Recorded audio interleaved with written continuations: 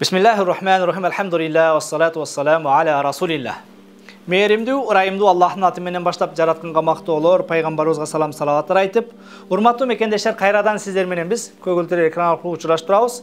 Ушундай бир чоң мүмкүнчүлүктү берген жаратканга мактоолор, пайгамбарыбызга салам салаваттар айтып, сөзүбүздү улайбыз. Бардыгыңыздардын үй ичиңиздерге Аллах Таала бакубат жашоо, бактылуулук насип эткен болсун.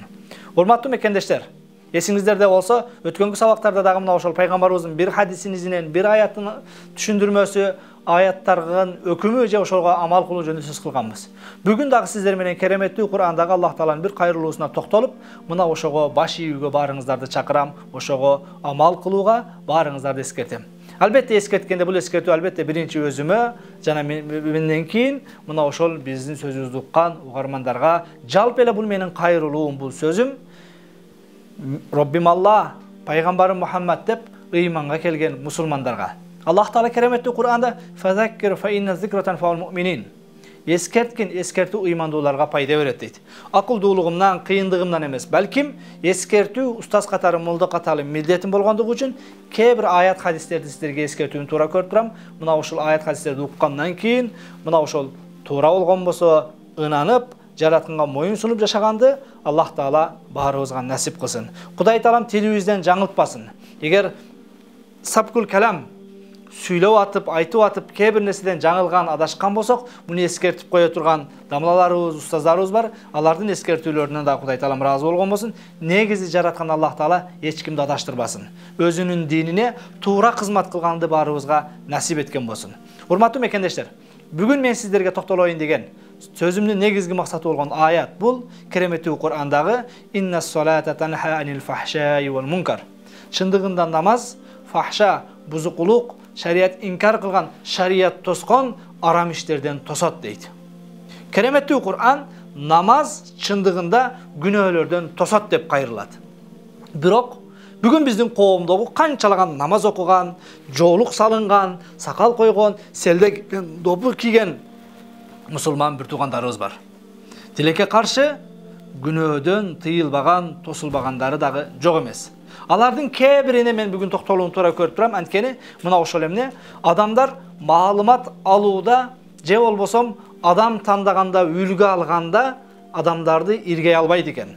Сиз жоолук менен, допу менен, сакал менен жүргөнүңүздө өзүңүз кааласаңыз, каалабасаңыз, сизге жакса жакпаса, сиз мусулман ким? Мусулман бир адамдын образын чагылдырган, мусулмандын сүрөтүндөгү негизги каарман катары коомчулукка таанылып көрүнө бересиз. Мен мисал үчүн сизден үлгү албашым мүмкүн.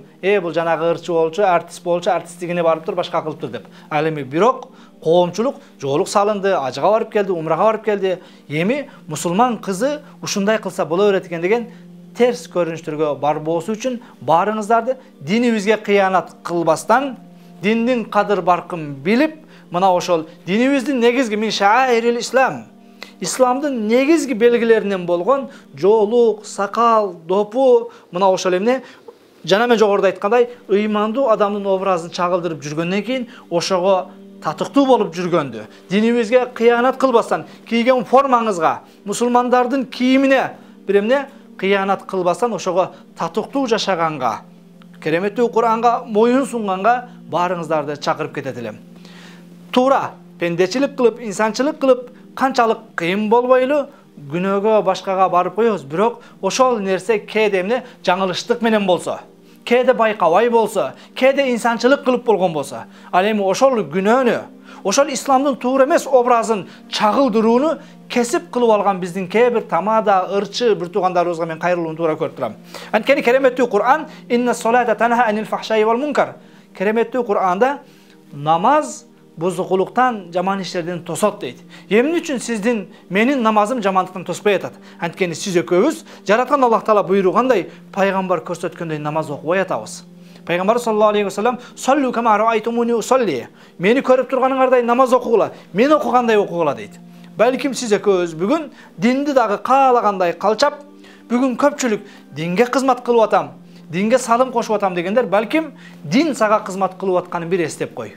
Сен динге кызмат кылып, сен динге салым кошпостон, диндин көлөкөсүнө жашынып, мусулмандын образын кийип алып, musulmandарды жек көрсөтүп, терс көрүнүштөрдү аткарып жүргөн кээ бир туугандарыбыз кеч боло элек акылыңыздарга келиңиздер. Анткени мусулмандын күзгүсү, мусулмандын бир тууганы, мусулмандын кемчилигин айтып, бирин биремне толуктайт. Ал муслим лил муслим калбуниян яшудду ба'духу ба'да. Пайгамбар саллаллаху алейхи ва саллям мусулманга бирин бири толуктап турган имараттагы кирпич сыяктуу колун монтип, эмне бири-бирине өткөрүп көрсөтөт. Биз бири-бирибизди толукташыбыз керек. Ошондуктан да урматтуу мусулман бир туугандар, менин жогоруда айткан сөздөрүмө кээ бирөөлөр теригиши ачууланышы мүмкүн, бирок мен Сулайман пайгамбардын бир окуясын берем.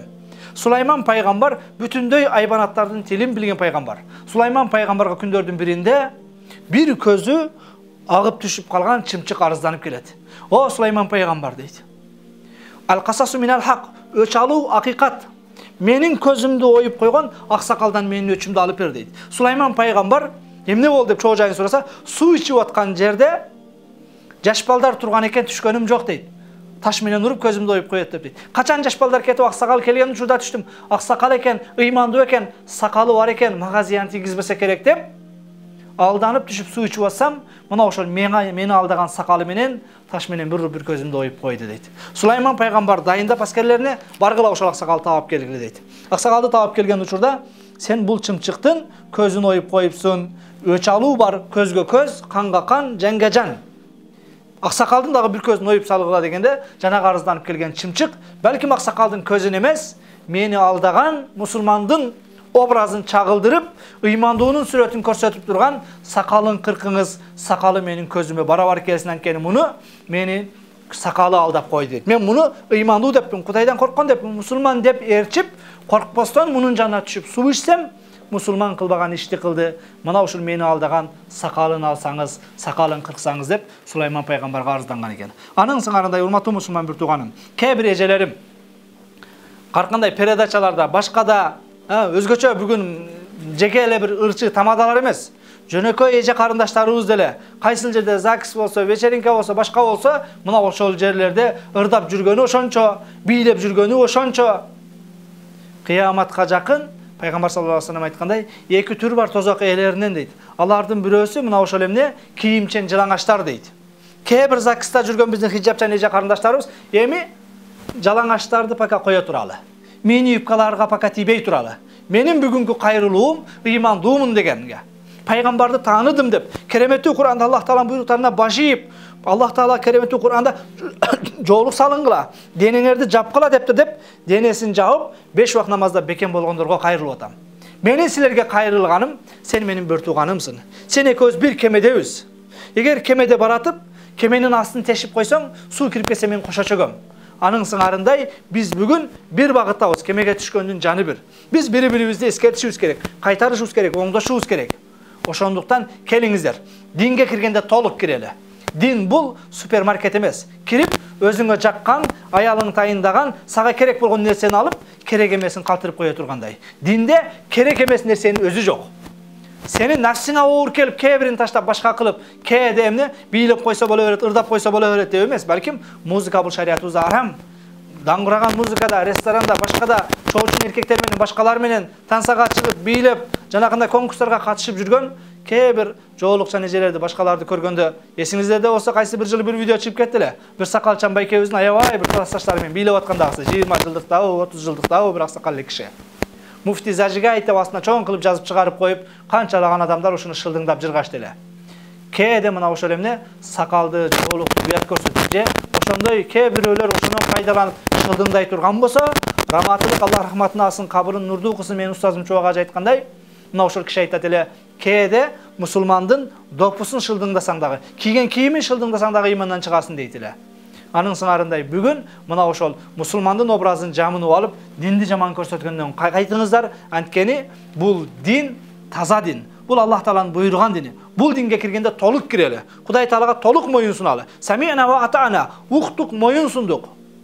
Кээде ал жакта, кээде бул жакта ачуучундук жанагы эмне абетке чейин Иван, абеттен кийин имам деп мына ошол эмне ар тармакта жүрө бербестен, талтайбастан бир тарапта бололу. Мусулман катары өз позициябызды билели, динибизди жек жаман көрсөтпөйлү. Урматтуу мусулман бир туугандар, келиңиздер мына ошол намаз окугандан кийин намазга татыктуу бололу. Ажылыкка, умрага баргандан кийин ошого татыктуу болуп жашаганды насип этсин Аллах Таала. Ажылык умранын кабыл болгонунун белгиси кайра ошол жактан келгенден кийин мурдакы жаман адаттардан кайтканда.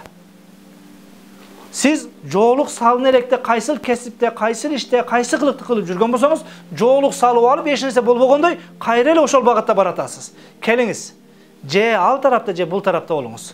Динибизди бекем карманып туура түшүнгөндө Аллах Таала насип кылсын. Бул кайрылуубуз бир аз эмоциалдуу, жана бир аз бир ачууңуздарга тийген кайрылуу болушу мүмкүн. Бирок бул дүйнөдө мен жек көрүшүм мүмкүн, жаман көрүшүм мүмкүн. Бирок кыяматта жараткан насына барганда балким ошол шумкардамла каякта экен деп издеп келип, рахмат айтышыңыздарга мен толук ишенем. Анткени динибизге кайталы, пайгамбар сүннөтүн ээрчили, пайгамбардын хадисине баш ийели, бактылуулук дүйнөнүкү дагы, акыреттики дагы мына ошол эле намазда болуңузда Аллах Таалага татыктуу кул, пайгамбар сыймыктана турган үммөт, эртең кыяматта пайгамбардын жересинде тирилүүнү Аллах Таала баарыңыздарга насип кылган болсун. Ассаламу алейкум ва рахматуллахи ва баракатуху.